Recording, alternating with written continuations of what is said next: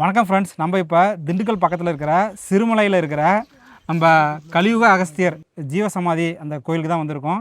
இங்கே நம்ம ஐயாவை பார்த்துருக்கோம். இப்போ அவர்கிட்ட வந்து இந்த கோயில் எப்படி உருவானுச்சு, இந்த கோயிலில் வந்து என்ன நன்மை ஏற்படும் பக்தர்களுக்கு எல்லாமே நம்ம கேட்டு தெரிஞ்சுக்கலாம். வணக்கங்க. சிவாய்.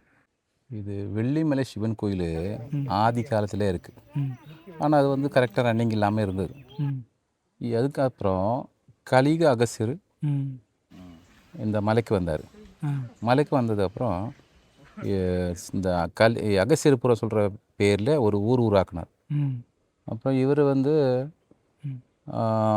ஃபஸ்ட்டாக ஒரு இப்போ இந்த காலகட்டத்தில் ஒரு கொண்ட ஒரு குருநாதர் ஆனதுனால கலியுக அகஸ்தியர் ஜீவசமாதின்னு வந்தாச்சு. அதாவது கலியுக அகஸ்தியர் அவருக்கு மட்டும் கலியுக அகஸ்தியர். அதேபடியே இவரோட வித்தியர்கள் சொன்னால் இவர் ஜென்மனா ஒரு நம்பூதிரிகள். இவர் சொந்த பந்தம் பிள்ளை குட்டி சீட்டர் எதுவுமே இல்லை. அதேபடியே வந்து இவர் வந்து மதுரையில் பாஸ்கரன் அவர்கிட்ட கூடு விட்டு கூடுவார் வித்தியை பண்ணியிருக்கு. அதாவது வந்து புல் வைக்க புல் இருக்குல்ல, வைக்க புல்லை வந்து தூங்கியிருக்காரு. அவர் தெரிஞ்ச இடம் தான். தூங்கினப்போ இவர் இந்த வீட்டுக்காரர் பாஸ்கரன் வந்துட்டு அங்கே வந்து பார்க்க அது டெட்படியாக இருக்குது அந்த உடம்பு. அப்போ அங்கே நிறைய நேரம் வந்துட்டு அவர் யோசிக்கிறாரு, இந்த இவர் அங்கேருந்தால் வந்துட்டு இப்படி ஆகிப்போச்சா அப்படி சொல்கிற அந்த சங்கடத்தில் நிறைய நேரம் அங்கேயே உட்காரும்போது திடீர்னு எந்திரிச்சிட்டு என்ன பாஸ்கரான்னு கேட்டார். பயந்துட்டேன்னு கேட்டார். ஆமாம் சாமி பயந்துட்டே, நான் கூடு விட்டு கூடு போய் மலையில் போய் என்ன நடந்திருக்குது பார்த்துட்டு வந்தேன்னு சொன்னார். அதேபடியே வந்து ஒரு 6-7 வருஷமாக இந்த மலையில் வந்து மழை இல்லாமல் இருந்தது. அப்போது இந்த பழையூர் புதூர் இப்படி வச்ச கொஞ்சம் பேர் பிள்ளை குட்டியோடு வந்தார். இந்த யாக குண்டத்தில் இவர் யாகம் பண்ணிட்டு இருந்தார். என்ன வேணும்னு கேட்டதும் மழை இல்லாமல் கஷ்டப்படுற சாமி சொன்னதும் அப்படியே உட்கார வச்சுட்டார். அங்கேயே உட்கார வச்சுட்டு அப்போவோ மழை வர வச்சுட்டார். அப்புறம் இந்த மழை அதிகமாக வந்தப்போ பிள்ளை குட்டிகள் நடக்கும் இல்லையா, இந்த நடக்க வந்ததுக்கப்புறம் போது சாமி சொன்னதுக்கப்புறம் தான் நிறுத்தியிருக்காரு. அதேபடி இங்கே வந்து ஒரு நாகம் இருக்குது. அங்கே மூங்கிலி இது பண்ணுறாரு, அவர்களுக்கு தெரியும். அதாவது லக்ஷ்மின்னு பேர். அந்த நாகம் வந்து இவரை கூட வந்து விளையாடுறது, கழுத்தில் ஏறுறது, அப்படி இப்படி எல்லாம் வேலையும் பண்ணிகிட்டே இருக்கும்.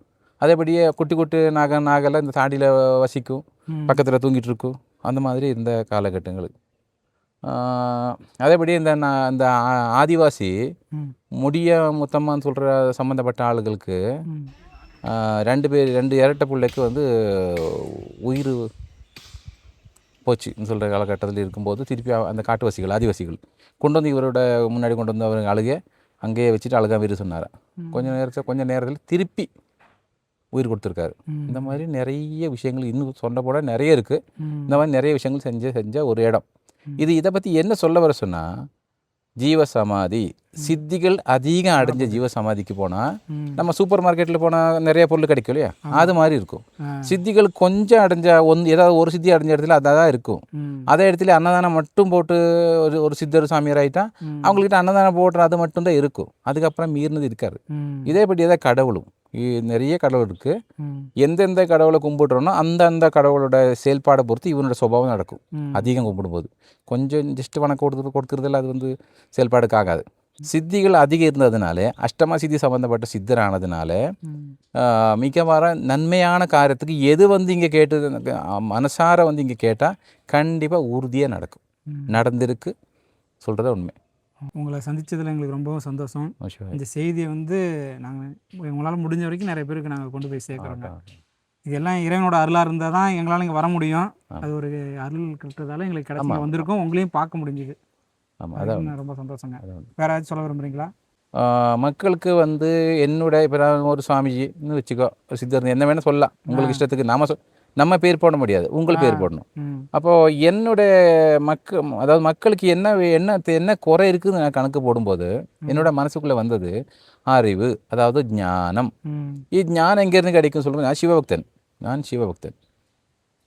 அப்போ சிவகிட்ட நம்ம கேட்கும்போது சிவன்கிட்ட அது எல்லாருக்கும் தெரிஞ்ச விஷயந்தான். நான் சிவன்கிட்ட கேட்டு தெரிஞ்சுக்கிட்டேன்.